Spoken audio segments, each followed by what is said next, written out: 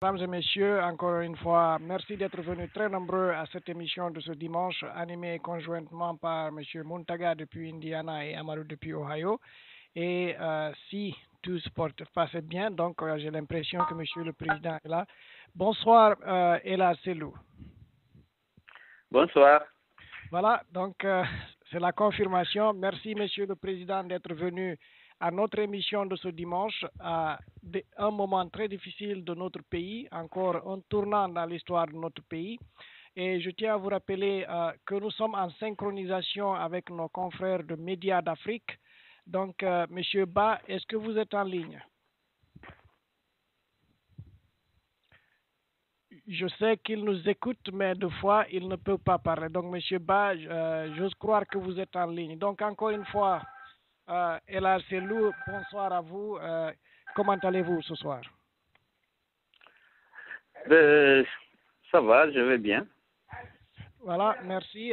Très heureux de vous entendre. Alors, rapidement, pour la situation actuelle de la Guinée, je vais permettre de commencer par mon frère Muntaga pour les premières questions de cette série. On va aller rapidement en questions-réponses et nous avons répertorié quelques deux questions de nos auditeurs pour nous permettre de respecter le contrat. Nous avons dit que nous allons vous avoir pour une dizaine de minutes et nous allons essayer de respecter le contrat. Donc, allez-y, Monsieur Muntaga, pour les questions.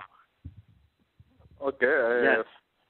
Encore une fois, bonsoir, Monsieur le Président, et merci d'avoir accepté cette invitation. En fait, les deux questions que je vais vous poser ici, ce sont des questions dont nos auditeurs,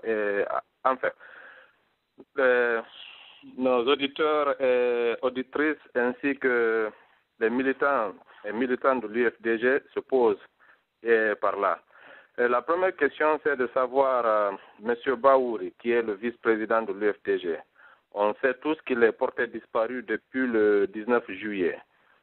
On voudrait savoir que si vous avez des nouvelles informations concernant cette disparition. La deuxième question, un groupe de militaires a attaqué votre belle famille et ils ont embarqué votre fils et votre beau-fils avec d'autres membres de la famille. Qu'en est-il? Donc, ce sont les deux questions que je voudrais vous poser pour le moment. Très bien. D'abord, je voudrais saluer vos auditeurs et auditrices, féliciter les responsables des radios pour cette contribution au débat au sein de la communauté guinéenne.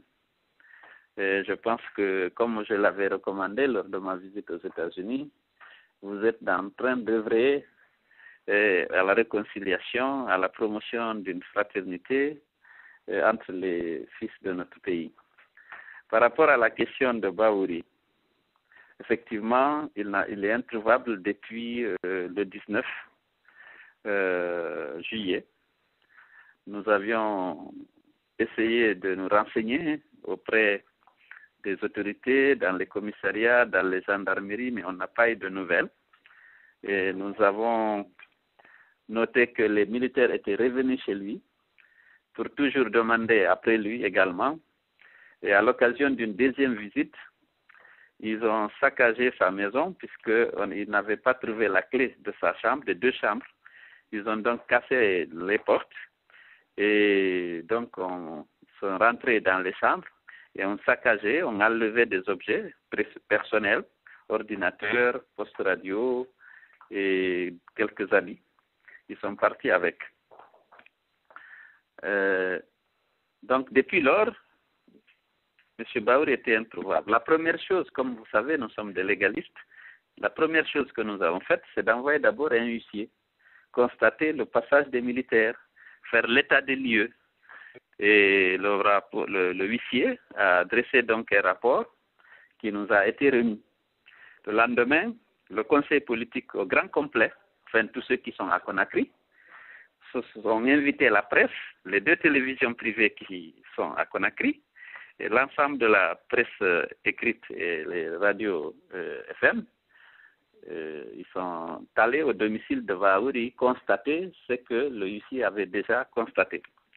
Et le soir, une conférence de presse a été tenue à la maison de la presse à Lansebungi, au cours de laquelle conférence de presse, le projet, la déclaration des partis, du collectif des partis politiques opposés à la reprise du recensement et au transfert des compétences de la CENI au ministère de l'Administration, ces partis donc s'étaient mis d'accord sur une déclaration par rapport aux attaques dont la résidence de M. Alpha Condé avait été l'objet la veille, pour condamner et demander la mise en place d'une commission d'enquête internationale. Après la lecture et le commentaire de cette déclaration, le PV dressé par le huissier qui s'était rendu chez Bahouri a été lu et commenté par la direction nationale du parti, qui était représentée au plus haut niveau. Le vice-président Fodé Oussoufofana était là, il a fait les commentaires. Et puis, nous avons finalement, au niveau du parti, rédigé un communiqué pour attirer l'attention de l'opinion nationale et l'opinion internationale sur le fait que Bahouri était introuvable depuis le mardi 19. Et nous avons indiqué dans le même communiqué que des militaires étaient passés par 2 fois chez lui, et la deuxième fois, ils ont vraiment vandalisé sa maison. Et nous avons dit que l'IFDG condamne naturellement avec toute l'énergie nécessaire cette violation des domiciles, et que le parti se réservait le droit, naturellement, de faire recours à la justice nationale et internationale pour situer les responsabilités de ces actes. En ce qui concerne Bahouri, nous sommes à ce niveau. Maintenant, en ce qui concerne ma propre famille, vous savez, comme je ne suis pas là, madame a été un peu mal à l'aise, elle avait quelques craintes, donc elle n'a pas dormi à la maison, elle a pris les enfants et ils sont allés chez mon beau-fils. Et c'est là que un groupe de militaires, une douzaine, armés jusqu'aux dents, est arrivé à 5 heures du matin, forcé les portes, a ouvert et a perquisitionné toute la maison de mon beau-fils. Mon épouse était là, mes enfants étaient là. Et pardon? Ils ont procédé à l'arrestation de mon beau-fils et d'une dizaine d'autres jeunes personnes qui étaient là, dont mon fils. Ma fille était là, mes 2 filles étaient là aussi. Mon épouse a été brutalisée et des injures ont été naturellement proférées à l'endroit de ma personne, des injures racistes. Et ils ont amené donc les jeunes au commissariat, à la gendarmerie de Hamdallah, où ils ont été interrogés, et 2 heures après, ils ont été relâchés. Voilà le point, et bien entendu, c'était frustrant tout cela, parce que apparemment, ils se sont rendus compte que ma famille n'était pas à Dixine chez moi, elle était chez mon beau-fils. Et ils sont venus là faire cet acte d'intimidation, et ces actes d'intimidation, et puis proférer des injures et brutaliser les membres de la famille. C'est une source d'inquiétude, mais bien entendu, nous avons porté à la connaissance de l'opinion nationale et internationale aussi de ces faits, et que nous déplorons et que nous condamnons. Voilà, merci Monsieur le Président pour ces réponses. Donc je m'en vais vous poser... Amadou. Oui. Le micro fait beaucoup de bruit. Est-ce que tu peux le fermer? Parce que je ne pense pas que c'est à mon niveau. Voilà.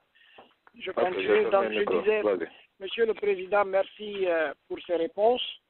Et aujourd'hui, pour beaucoup d'observateurs, il y a beaucoup de faits qui créent un doute sur l'attaque de la résidence du Président de la République. Qu'en dites-vous par rapport à cela? Bon, écoutez, j'ai suivi dans la presse les commentaires, les réserves exprimées par un certain nombre de nos compatriotes. Je les comprends, parce que nous sommes tous des Guinéens, notre pays a une histoire riche, surtout en faux complots qui ont servi très souvent à éliminer des adversaires gênants. Et donc, c'est tout à fait, les gens s'interrogent. À ce stade, moi, je ne peux pas vous dire si c'est réel ou si ça ne l'est pas. J'ai suivi tout le raisonnement développé par nos compatriotes à travers la presse en ligne.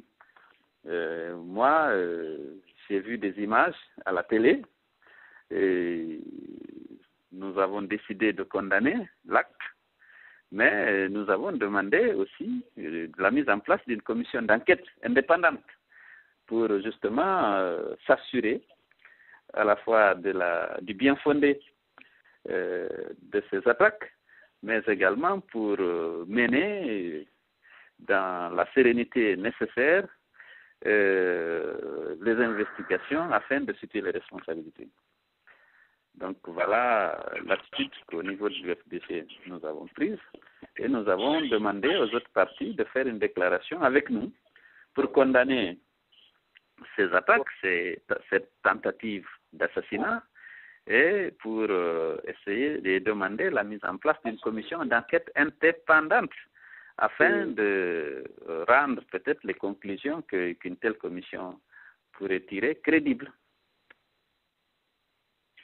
Voilà, merci Monsieur le Président. Monsieur Ba de Médias d'Afrique, est-ce que vous nous entendez pour votre question?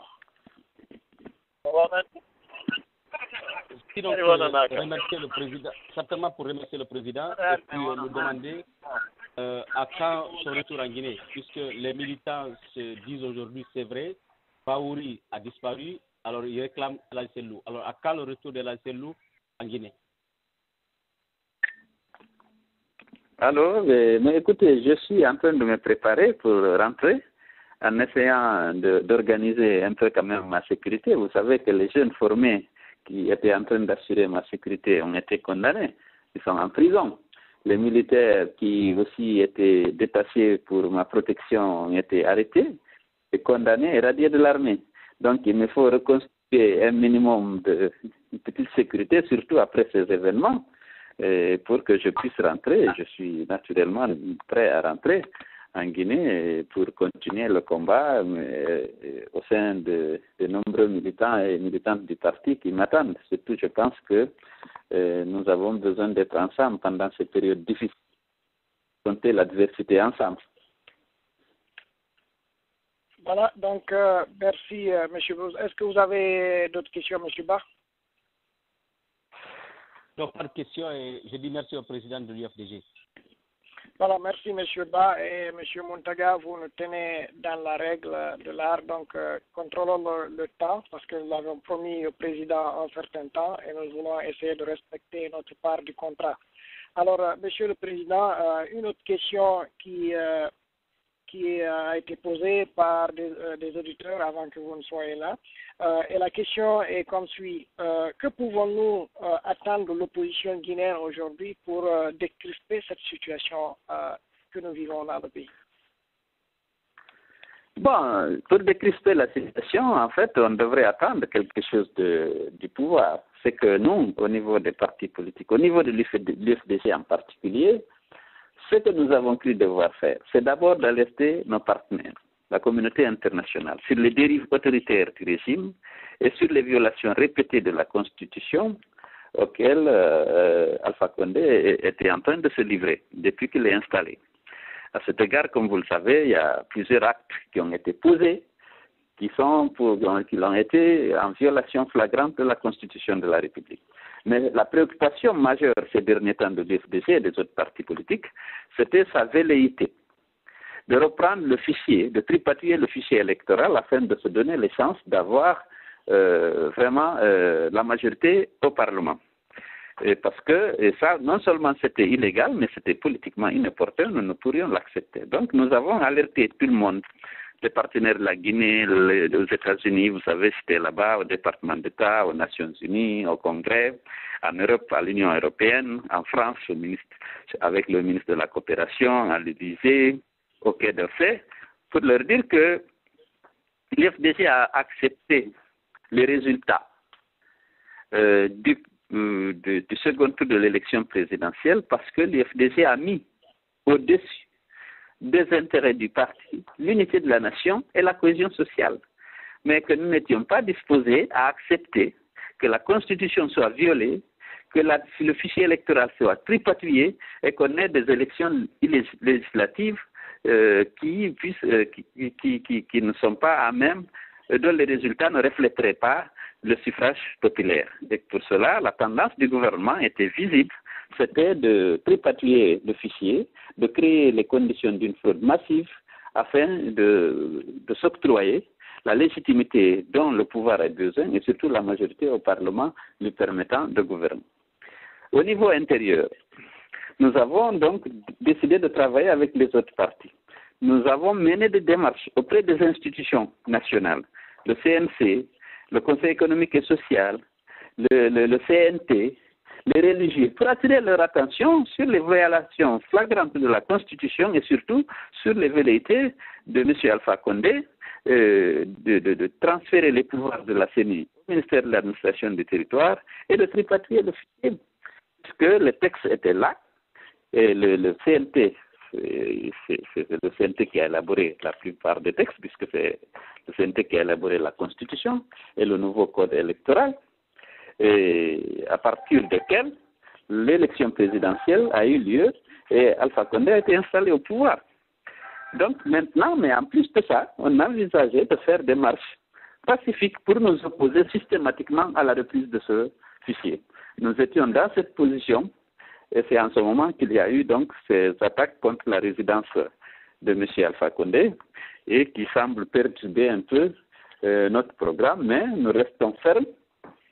Nous n'accepterons jamais que ce fichier soit tripatouillé. Nous n'accepterons jamais que le ministère de l'administration du territoire organise le hold-up électoral qu'il a envie de faire. Voilà. Voilà, merci Monsieur le Président. Je m'en vais combiner peut-être 2 ou 3 questions en une question que des auditeurs ont posée aujourd'hui et ça vous permettra de répondre et je rendrai le micro à Monsieur Muntaga s'il veut prendre un seul auditeur pour qu'il puisse vous poser une question. Sinon, on risque d'avoir des problèmes ici si on vous invite et on ne laisse pas un auditeur parler. Alors, cette question que je posais, elle avait été commencée par Monsieur Aboubakar Diaby, puis je crois que c'est Monsieur Tcherno Madjou de Ohio qui avait souligné quelque chose dans la même logique. Alors, il parle de ce qui se passe en fait aujourd'hui en Guinée. Il s'agit de questions sécuritaires, arrestations arbitraires. Pour M. Diaby, dans votre lecture des choses, en fonction de ce que vous connaissez, les personnes, les noms qui circulent, ceux qui ont été arrêtés, donc M. Diaby voulait savoir est-ce des arrestations qui visent un parti, qui visent une région, quelle est votre lecture de cela?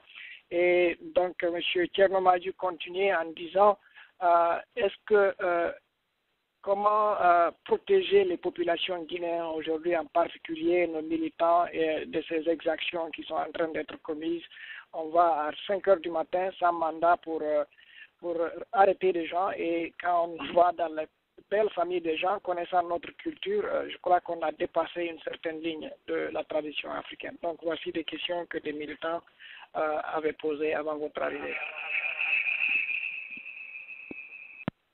Bon, écoutez, nous avons souhaité que l'FDG travaille avec le collectif des partis qui sont associés au nôtre pour la défense de la Constitution, pour la défense des textes de loi, notamment par rapport à l'organisation des élections législatives. À ce niveau-là, une réflexion est en train d'être menée sur l'attitude à tenir par les partis ensemble. Nous ne souhaitons pas qu'un parti s'isole, sauf si il y a une réticence manifeste d'autres qui ne veulent pas regarder la réalité en face et réagir pour la défense du droit des citoyens.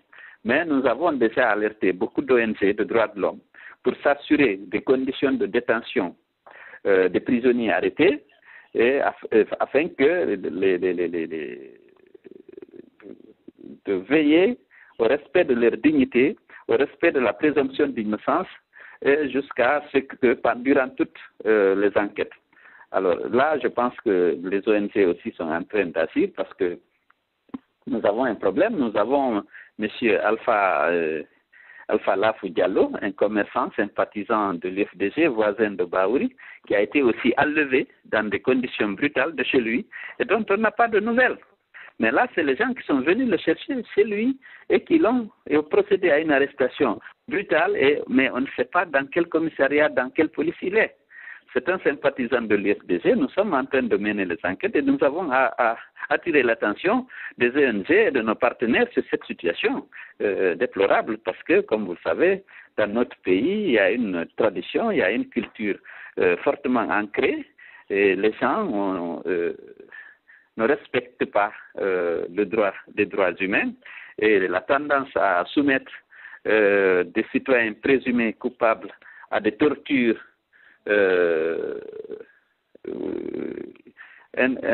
insoutenable, la tendance là peut exister toujours parce que c'est dans les traditions du pays et c'est pourquoi nous avons lancé un appel à tous nos partenaires, à toutes les ONG pour qu'une vigilance forte soit exercée sur les conditions d'arrestation et surtout d'interrogation des présumés responsables de cet attentat. Voilà, merci Monsieur le Président. Donc, Monsieur Montaga, je ne sais pas comment on fait dans le temps, mais rapidement, est-ce que vous pouvez ouvrir le micro d'un seul auditeur et on va permettre au Président de répondre à cette question et puis vous allez remercier le Président pour nous et ce sera l'occasion pour lui de donner le dernier mot de la soirée. Monsieur Montaga, allez-y. Ok. All right. Merci beaucoup, Monsieur Diallo. Comme vous avez si bien dit, on va respecter le contrat avec Monsieur le Président. Je l'informe seulement que tous les membres de l'UFDG sont en ligne. Il y a Alpha Isaga, Sotonturu, Alceni Chicago, Karamba, M. Silla, ils sont tous là. Comme tout le monde ne pourra pas parler, on a aussi beaucoup d'auditeurs qui sont en ligne. Donc on va passer on va faire un random ici. Je vais prendre un seul numéro. Random 7814. Allez-y rapidement avec votre question. Oui, bonsoir, M. Diallo. Allô, bonsoir. Ok, merci bien, Monsieur le Président.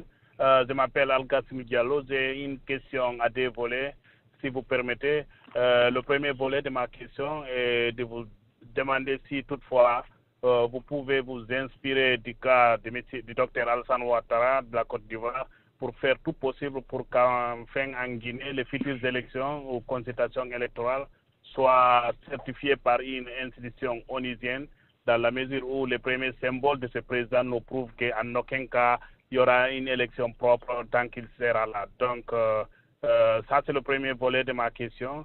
Et le deuxième volet de ma question, si vous permettez aussi, nous voyons en Guinée actuellement l'absence d'une coordination régionale de la Moyenne Guinée fait que des fois, contrairement à votre souhait, votre grand parti est obligé un peu de se substituer comme un organe de défense de cette région. Si nous voyons le cas de l'abattage sauvage de bœufs de Peul en Guinée forestière et le propos du fasciste Touré concernant la communauté Peul, tout ça, c'était le rôle d'une très grande coordination régionale de la Moyenne Guinée pour dire non, trop c'est trop. Mais à l'absence de ça, des fois, l'IFDG est obligé de se situer en ce sens. Je voudrais savoir si vous avez mesuré encore le dérapage que cela peut occasionner à ce que, parce que vous, toujours vous avez prôné à ce que l'IFDG soit un parti national qui ne prend jamais le côté d'une région quelconque ou autre. Et pour terminer, Monsieur le Président, si vous permettez, il y a une petite sous-question internationale, africaine. Actuellement, le Sénégal est très proche de chez nous et il y a les problèmes qui se passent là-bas. Moi, personnellement, je suis républicain, je ne suis pas socialiste. Et actuellement, le parti au pouvoir au Sénégal est en ballottage et risque, tout le monde prie pour ne pas que le président actuel se présente. Et moi, mon souci personnellement, si toutefois cela n'arrive, si toutefois les socialistes arrivent au pouvoir au Sénégal, ne pensez-vous pas que cela constitue un obstacle pour vous personnellement dans la mesure où ces socialistes sont plus proches du socialiste communiste que nous avons en Guinée? Merci, Monsieur le Président. Bon, je vais commencer par cette première question. J'ai des relations avec le PDS parce que je suis libéral. Comme vous le savez, je suis actuellement coprésident de l'Alliance des libéraux démocratiques pour l'Afrique, le Pacifique, l'Asie et le Caraïbes. Mais je ne m'implique pas, je ne me mêle pas de la politique sénégalaise ici. Le PDS, nous sommes trop proches pour que je fasse une ingérence dans les affaires ici. Mais il faut dire que quand même, le Sénégal est une démocratie. Hier, j'ai assisté ici à 2 grandioses manifestations. Le PDS, toute la mouvance présidentielle était d'un côté, il a rassemblé ses militants, et tout le Benno, c'est-à-dire toute l'opposition, s'est retrouvée aussi sur une autre place. Il n'y a pas eu de dégâts, et chacun a vraiment organisé sa manifestation comme il a voulu. Ce qui n'est pas encore, ce qui est loin d'être le cas chez nous, parce que ça m'a rappelé, ici, les dispositions de la Constitution sénégalaise, c'est les mêmes que les dispositions de la Constitution. C'est-à-dire que les partis, pour organiser une cérémonie, ils ont l'obligation d'informer les autorités, mais ils n'ont pas d'autorisation à demander. La Constitution leur donne l'autorisation. Maintenant, ils informent simplement les autorités. Et les autorités peuvent dire, pas à tel endroit, mais pas à tel, mais ils ne peuvent pas interdire la manifestation. Alors hier, j'ai vu ces 2 manifestations, la RTS qui faisait la retransmission des 2 côtés, et j'ai trouvé que c'était quand même agréable.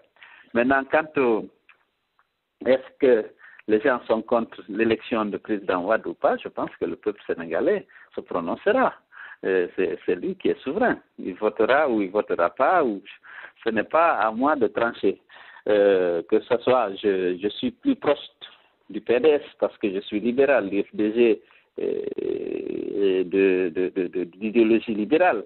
Mais c'est au peuple sénégalais de choisir, et l'IFDG et les Guinéens, je pense, respecteront le choix des Sénégalais.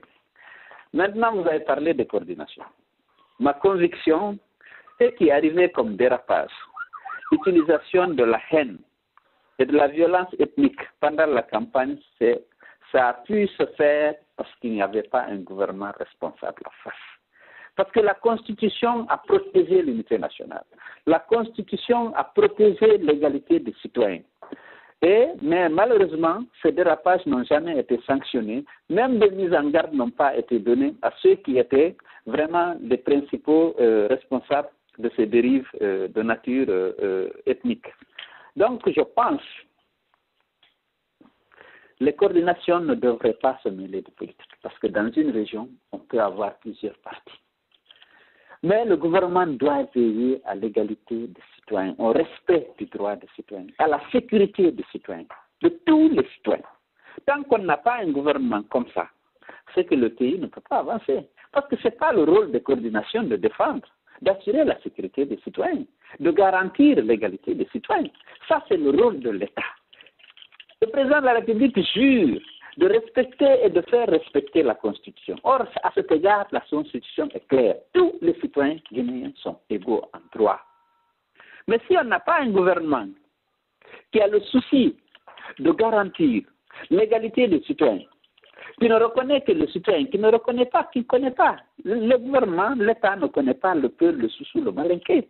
Il connaît le citoyen guinéen avec ses droits, ses devoirs, ses obligations, et il doit veiller à l'égalité des citoyens en droit. Nous n'avons pas eu ça. Pendant la transition, le gouvernement a été très faible parce qu'il y a eu des événements de Sigri et de Kouroussa. J'ai tout fait pour qu'ils réagissent. J'ai demandé que les élections ne soient pas organisées sans qu'on traite ce problème. Aujourd'hui, la haine, les frustrations nées de tout ça sont en train de s'accumuler et constituer vraiment des éléments explosifs. Parce qu'on a cultivé la haine ethnique, sous les yeux des responsables de la transition. Personne n'a réagi. On a chassé des Guinéens à cause de leur appartenance ethnique, à cause de leur appartenance ethnique. Facilité à prononcer ce discours que vous connaissez en disant que les peuples n'ont qu'à se contenter du pouvoir économique. Il n'est pas question qu'ils prétendent au pouvoir politique. Il faut qu'on laisse les autres ethnies partager le pouvoir politique. Personne ne réagit. Or, le gouvernement devait réagir immédiatement pour dire que ça, c'est une idéologie raciste qui vise à exclure une communauté, qu'elle ne peut pas tolérer ça si le gouvernement était responsable. Malheureusement, le gouvernement aussi devient complice de cette politique lorsqu'il ne l'inspire pas. Alors qu'on avait besoin de réconciliation nationale, on avait besoin d'un autre discours qui réaffirme haut et fort l'égalité des citoyens et qui veille à la sécurité et au respect de la dignité de tous les fils du pays.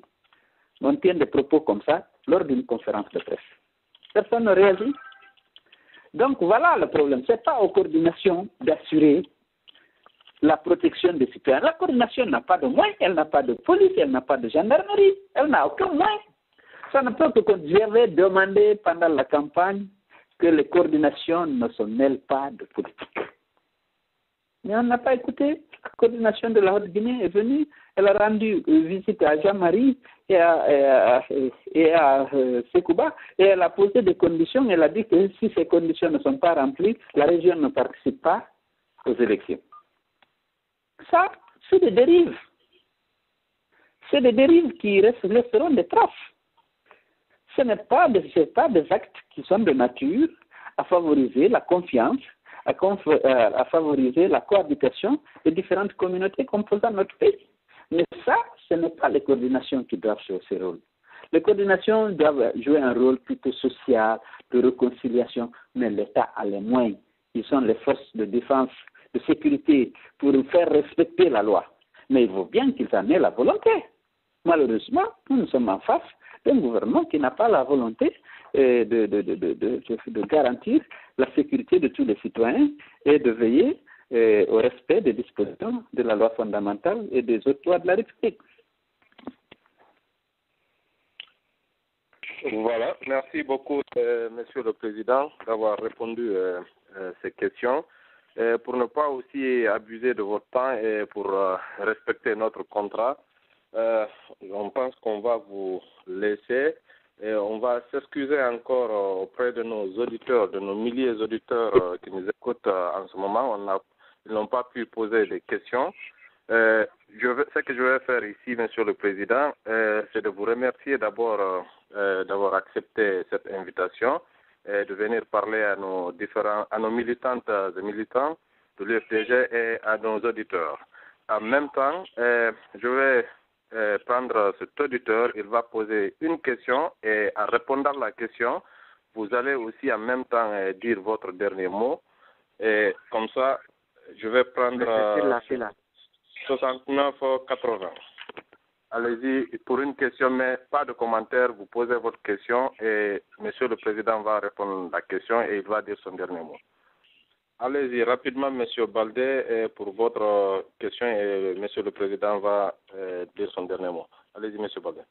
Voilà, la question sera posée par Douane de New York. Pas de commentaire, une question en 1 minute. Douane de New York, allez-y.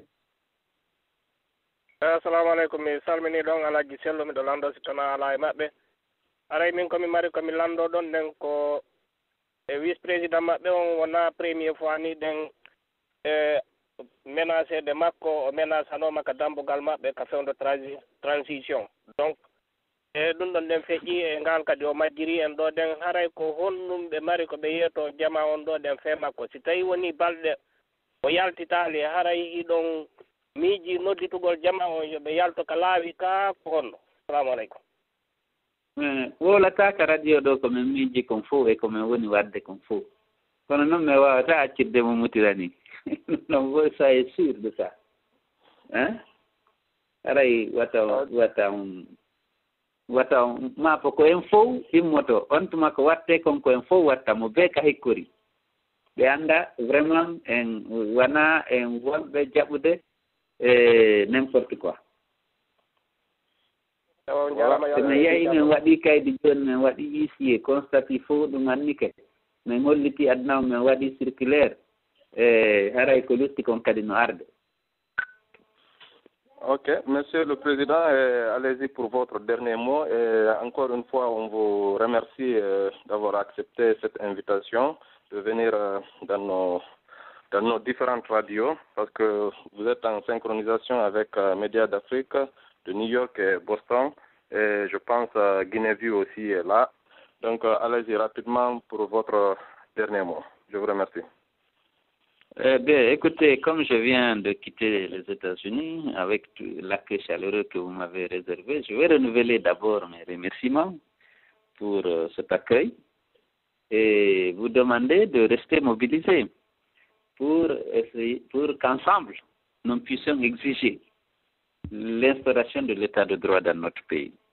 Tous les jours, vous vous rendez compte que nous sommes très loin de cet objectif majeur. Or, la sécurité et l'égalité des citoyens ne seront garanties et assurées correctement que si on a un état de droit. Et malgré les sacrifices consentis, depuis 2007 à 2009, après cette élection présidentielle qui a suscité tant d'espoir, nous constatons que nous sommes encore loin de l'instauration de ces valeurs. Donc, il faut que le combat continue. La personne qui était mal entendue tout à l'heure semblait avoir demandé si on a tiré les leçons des événements de 2007 et du 28 septembre, où on a tué près de 300 personnes. C'est des sacrifices qui ont été consentis pour la liberté, pour la démocratie, pour l'état de droit dans notre pays. Mais tant que ces objectifs ne seront pas atteints, parce qu'il faut que la Guinée soit une république où les droits de l'homme sont respectés, où l'égalité des citoyens est garantie, où la sécurité de tous est assurée. Tant que cela n'est pas atteint, on doit mener le combat, même s'il faut faire encore d'autres sacrifices. C'est ça, donc il faut qu'on reste mobilisé, déterminé, et pour dire non à la dictature, non à la violation des droits de l'homme, et non à l'absence de démocratie dans notre pays. Voilà le message que j'ai. Mais chacun peut faire un peu. Les Guinéens de l'extérieur, vous avez beaucoup fait, les États-Unis, vous avez fait beaucoup de manifestations pour marquer votre opposition. Voilà, j'ai l'impression qu'on l'a perdu. You have 60 seconds left of your credits. Keep talking and you can add more credit at the end of the call.